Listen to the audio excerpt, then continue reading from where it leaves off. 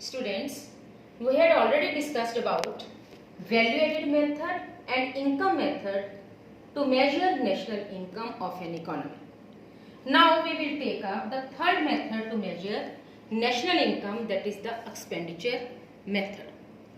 Now in expenditure method, we have to estimate expenditure on goods and services for final consumption and final investment by different economic units in the economy. Final consumption और final investment पर कितना expenditure किया जा रहा है ये हम estimate करेंगे, और इसके लिए आपको ये जानना जरूरी है that final consumption is basically done by the household sector and government sector, and final investment is done by the producing sector of the economy. Now to find out how much final consumption expenditure and final investment expenditure is estimated, we will take up the components of final expenditure in the economy. So first component is private final consumption expenditure. Private final consumption expenditure is basically taken by the household sector. Household sector हमारा ऐसा sector होता है जो कि सबसे बड़ा sector है, consuming sector, consumption करता है जो, और ये कहां पर कंजम्पशन करता है? Consumer durable goods, consumer semi durable goods, non durable goods as well as services, इन सब के ऊपर कंज्यूमर के द्वारा खर्च किया जाता है. Now durable goods are those goods whose life is more than 1 year. Semi-durable goods are those goods whose life is less than 1 year. Non-durable goods or perishable goods are those goods whose life is 1 day or 2 day, like fruits, vegetables, जिनको हमें immediately consume करना होता है, नहीं तो वो खराब हो जाती हैं. ऐसी commodities को हम non-durable goods कहते हैं. और बहुत सारी सर्विसेज, गुड्स के साथ साथ सर्विसेज भी हाउसहोल्ड सेक्टर कंज्यूम करता है, like transport services, communication services, banking services, health services. ये सारी सर्विसेज जो हैं वो हाउसहोल्ड सेक्टर के द्वारा कंज्यूम की जाती हैं. तो हमारा सबसे पहला कंपोनेंट फाइनल एक्सपेंडिचर का है private final consumption expenditure. It is also known as household consumption expenditure. Second component is gross domestic capital formation. Gross domestic capital formation, which is also known as investment expenditure. It has two components. Gross domestic fixed capital formation, fixed assets जो economy में create हुए हैं उसको हम लेंगे. It includes construction of residential buildings, non residential buildings, कोई भी dams, bridges, जो भी इकोनॉमी में जिनकी भी फॉर्मेशन हो रही है, जिनकी कंस्ट्रक्शन हो रही है फिक्स्ड एसेट्स की, उसको हम gross domestic fixed capital formation में इंक्लूड करेंगे. Plus change in stock. Change in stock I already told you in value added method that change in stock is the difference between closing stock and opening stock. Opening stock और closing stock किसका लेना है? 3 तरह की goods होती हैं जिनका हम क्लोजिंग स्टॉक और ओपनिंग स्टॉक लेते हैं. क्लोजिंग स्टॉक और ओपनिंग स्टॉक में वो 3 कमोडिटीज कौन सी हैं? Stock of finished goods, stock of semi finished goods and stock of raw material. साल के अंत में क्लोजिंग स्टॉक कितना है इन तीनों कमोडिटीज का, और ओपनिंग स्टॉक कितना है इन तीनों कमोडिटीज का, उन दोनों का हम डिफरेंस ले लेते हैं क्लोजिंग स्टॉक और ओपनिंग स्टॉक का. That is called change in stock. Change in stock is also included in it because it is also type of investment. It is also known as inventory investment.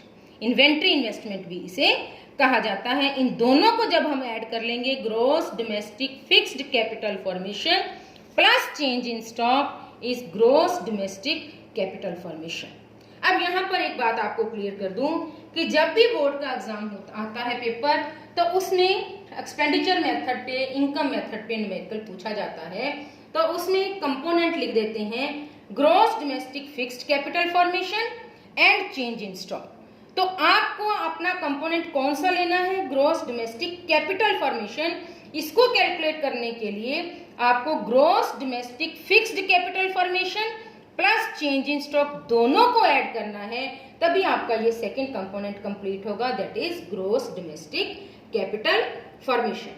या कई बार gross domestic capital formation की जगह पर net domestic capital formation भी दिया होता है, लेकिन हमारा कंपोनेंट है ग्रॉस डोमेस्टिक कैपिटल फॉर्मेशन, तो नेट से ग्रॉस बनाने के लिए हमें नेट डोमेस्टिक कैपिटल फॉर्मेशन में नेट डोमेस्टिक कैपिटल फॉर्मेशन में डेप्रिसिएशन को ऐड करना है, तभी हमारा ये component gross domestic capital formation बन पाएगा। तो यहाँ मैंने दो चीजें बताई हैं, अगर नेट डोमेस्टिक कैपिटल फॉर्मेशन दिया है तो उसको ग्रॉस बनाना है by adding up depreciation into it, और अगर आपको gross domestic fixed capital formation और चेंजिंग स्टॉक ये दोनों अलग से दिए हैं, तो आपने इन दोनों को ऐड करके ग्रॉस डोमेस्टिक कैपिटल फॉर्मेशन बनाना है, और फिर उसको आपने अपने फाइनल एक्सपेंडिचर को निकालने के लिए एड अप करना है।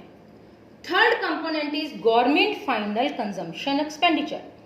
Government final consumption expenditure is the expenditure incurred by the government on maintenance of law and order, defense, health, education, इन सबके ऊपर जो सरकार खर्च करती है, that is called government final consumption expenditure, ये उसमें इंक्लूड होता है। तो ये हमारा थर्ड कंपोनेंट है एक्सपेंडिचर मेथड का। And the last component fourth one is net exports. Net exports यानी external sector, it is the difference between value of exports and value of imports. Value of exports में से हम value of imports minus कर देंगे, तो ये हमारे पास net exports बन जाएगा। तो यहाँ पर हमने 4 सेक्टर्स लिए हैं। पहला हाउस होल्ड सेक्टर का कंजम्पशन एक्सपेंडिचर, दूसरा बिजनेस सेक्टर जो कि इन्वेस्टमेंट करता है, प्रोड्यूसिंग सेक्टर, तीसरा गवर्नमेंट सेक्टर का फाइनल कंजम्पशन एक्सपेंडिचर, और फोर्थ सेक्टर हमने एक्सटर्नल सेक्टर लिया है जिसमें हम नेट एक्सपोर्ट्स लेंगे, which is the difference between exports and imports. अब जब हम इन चारों कंपोनेंट्स को, कंपोनेंट 1, 2, 3 और 4, इन चारों कंपोनेंट्स को जब हम ऐड कर लेंगे तो हमारे पास आ जाएगा GDP at market price. GDP at market price.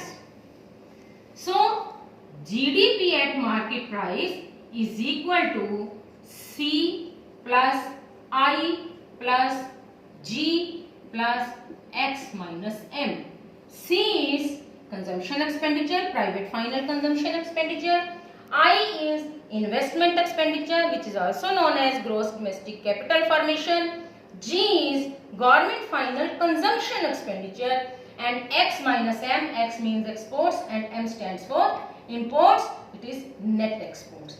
तो ये सारे कंपोनेंट्स ऐड करने के बाद हमारे पास वैल्यू आ जाती है जीडीपी एट मार्केट प्राइस की। यहाँ से हम नेशनल इनकम कैलकुलेट करेंगे, और हमें पता है कि national income is equal to NNP at factor cost. तो इसको हम कैसे कैलकुलेट करेंगे?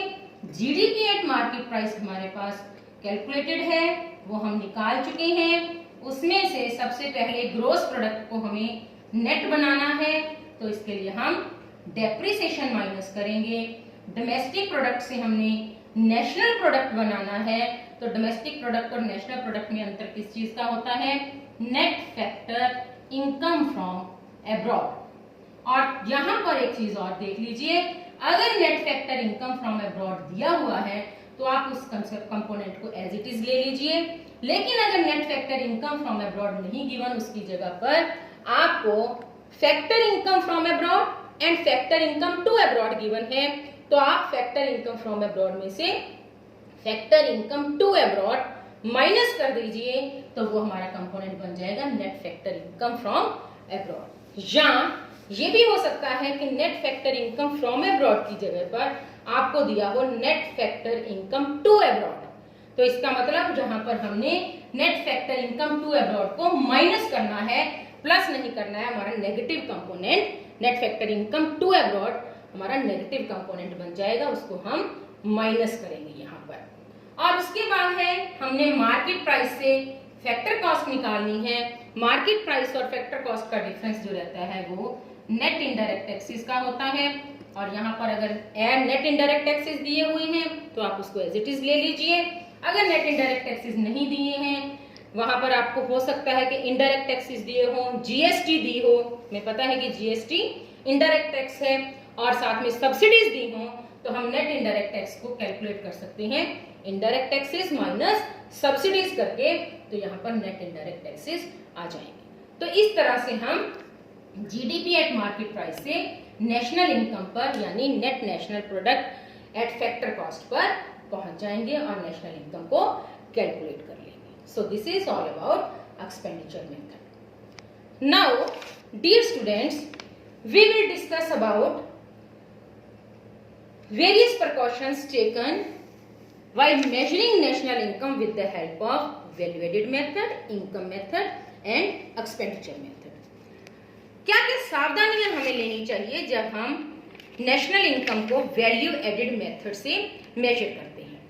तो सबसे पहला है, वैल्यू एडेड मेथड में इंटरमीडिएट कॉस्ट को कभी भी इंक्लूड नहीं किया जाता, इंटरमीडिएट कंजम्पशन को इंक्लूड नहीं किया जाता, value of final goods and services को ही हम इसमें इंक्लूड करते हैं।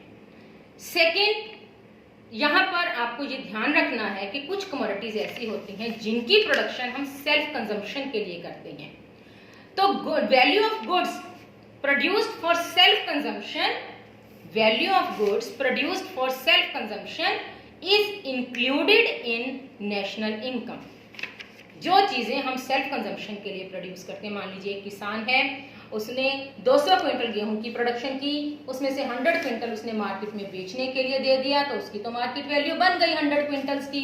लेकिन जो 100 क्विंटल बाकी बचा उसने अपनी सेल्फ कंजम्पशन के लिए रख लिया। तो जो उसने सेल्फ कंजम्पशन के लिए रखा है उसकी भी हमें वैल्यू पता है और उस वैल्यू को हम नेशनल इनकम में इंक्लूड करेंगे, क्योंकि इसकी वैल्यू हम एस्टिमेट कर सकते हैं, मेजर कर सकते हैं। लेकिन यहाँ तीसरी चीज यहाँ पर आपने ध्यान देनी है कि value of services for self consumption, particularly domestic services for self consumption is not included. बहुत सारी डोमेस्टिक सर्विसेज हैं, जैसे हाउस होल्ड वाइफ्स होती हैं, उनकी सर्विसेज, किसी ने किचन गार्डन में बहुत सारी सब्जियां लगा ली अपने किचन गार्डन में, वो सर्विसेज उसने रेंडर कर दी, घर में अपने बच्चों को पढ़ा लिया। तो ये जो सारी सर्विसेज होती हैं इनकी वैल्यू को हम एस्टिमेट नहीं कर सकते हैं, मेजर नहीं कर सकते हैं। बहुत सारी ऐसी सर्विसेज होती हैं जो सेल्फ कंजम्पशन के लिए हम यूज करते हैं, तो उनकी वैल्यू को हम नेशनल इनकम में ऐड नहीं कर सकते, क्योंकि उनकी अकाउंटिंग की प्रॉब्लम होती है, उनको मेजर नहीं किया जा सकता, राइट। उसके बाद है change in stock. Change in stock is also included in national income because it is also a part of investment, that's why it is also known as inventory investment। तो changing stock को हमने national income में include करना है। तो ये कुछ precautions हैं, जब हम वैल्यू एडेड मेथड को यूज करते हैं तो इन प्रिकॉशंस का हमने ध्यान रखना है। सेकेंड मेथड है हमारा इनकम मेथड। तो इनकम मेथड को यूज करते समय हमने क्या क्या प्रिकॉशंस लेने हैं। सबसे पहला प्रिकॉशन है that transfer income is not included in national income. Transfer income, जैसे ट्रांसफर इनकम क्या होती है, जैसे बूढ़े लोगों को पेंशन मिल रही है, स्टूडेंट्स को स्कॉलरशिप मिल रहा है, किसी ने कोई पैसा डोनेट कर दिया, दीज आर ट्रांसफर इनकम। तो transfer income is not included in national income, क्योंकि इनमें प्रोडक्शन नहीं हुई है। जो भी आज के समय में ये इनकम जनरेट हुई है, लेकिन इनकम जनरेशन के इक्वल प्रोडक्शन जनरेट नहीं हुई है, इसलिए ट्रांसफर इनकम को हम इसमें इंक्लूड नहीं करेंगे। सिर्फ हम जो फाइनल होती हैं गुड्स, उनकी ही वैल्यू को हम यहाँ पर फैक्टर इनकम को ही हम यहाँ पर ऐड करते हैं, ट्रांसफर इनकम को हम यहाँ पर ऐड नहीं करते हैं। दूसरा है income from the sale of second hand goods. पुरानी वस्तुओं की सेल से अगर हमें कोई इनकम मिलती है, किसी ने घर का फर्नीचर बेचकर कुछ इनकम जनरेट कर ली, तो वो इनकम नेशनल इनकम में ऐड नहीं होगी, क्योंकि वो चीजें जिनकी रीसेल हुई है वो उन चीजों की वैल्यू को उस समय की नेशनल इनकम में जोड़ा जा चुका है जिस समय उनकी प्रोडक्शन हुई थी। अगर उनकी प्रोडक्शन 2003 में हुई है तो 2003 की नेशनल इनकम में उनकी वैल्यू को ऑलरेडी जोड़ा जा चुका है, अब तो सिर्फ उनकी रीसेल हो रही है, इसलिए हम उनकी दोबारा से वैल्यू 2020 की नेशनल इनकम में ऐड नहीं करेंगे, राइट। तीसरा है अगर किसी को लॉटरी से इनकम मिलती है या विंडफॉल गेन्स है, कोई अचनचेत लाभ मिल जाता है, तो उसे भी हम नेशनल इनकम में इंक्लूड नहीं करते हैं। अभी मैंने बात की थी कि sale of second hand goods जो है उनसे अगर कोई इनकम मिलती है तो उसको ऐड नहीं किया जाएगा, लेकिन जो कमीशन एजेंट हैं जिन्होंने उन चीज़ों की सेकंड हैंड गुड्स की रीसेल करवाई, उन्होंने कमीशन एजेंट्स ने कुछ ना कुछ सर्विसेज रेंडर की हैं उन चीज़ों को बिकवाने के लिए, उनकी सेल रीसेल करवाने के लिए, तो कमीशन एजेंट को मिलने वाला कमीशन जो है वो नेशनल इनकम में ऐड किया जाएगा, लेकिन सेकंड हैंड गुड्स की वैल्यू को सेकंड हैंड गुड्स से मिलने वाली इनकम को नेशनल इनकम में इंक्लूड नहीं किया जाएगा। राइट, तो ये कुछ एक चीज एक पॉइंट यहाँ पर और है, income from the sale of share bonds debentures, it is also not included in national income, it's type of gambling, तो इसको हम नेशनल इनकम में इंक्लूड इनसे मिलने वाली इनकम को नेशनल इनकम में इंक्लूड नहीं किया जाता। Third method is expenditure method. Expenditure method में भी सबसे पहला हम पॉइंट लेंगे कि ट्रांसफर पेमेंट्स जो सरकार देती है, ट्रांसफर पेमेंट्स वो नेशनल इनकम में इंक्लूड नहीं होती हैं। Second, expenditure on the purchase of second hand goods is not included. Third, expenditure on purchase of share bonds and debentures is not included. Expenditure on lottery is not included. तो ये सारे expenditures जो हैं वो national income में include नहीं होते हैं। सो ये सारे प्रिकॉशंस हमने ध्यान में रखने हैं जब भी हमने इन तीनों मेथड्स को value added method, income method और एक्सपेंडिचर मेथड को यूज करना है। And one thing I want to tell you that all these three methods give equal value of national income. चाहे हम वैल्यू एडेड मेथड यूज करें, चाहे हम income method use करें या हम एक्सपेंडिचर मेथड यूज करें, इन तीनों मेथड से नेशनल इनकम की वैल्यू जो आती है वो इक्वल आती है। That's why there is an identity between these three concepts. GDP is always equal to GNP and gross domestic product is equal to gross domestic income is equal to gross domestic expenditure, यानी production, income और expenditure तीनों equal होते हैं। Thank you.